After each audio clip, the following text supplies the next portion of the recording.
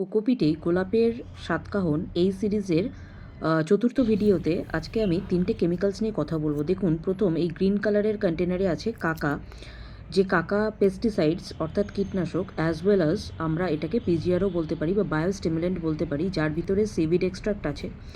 আর theta, পরের যেটা আমি দেখাবো সেটা হলো থিটা, যার ভিতরে সাইপারমেথ্রিন, ক্লোরোপাইরিফস অ্যান্ড ব্রোমোইমিডাজোল, এই 3টে এলিমেন্ট আছে যা mites, white fly, mealybug, thrips তাড়াতে সাহায্য করে।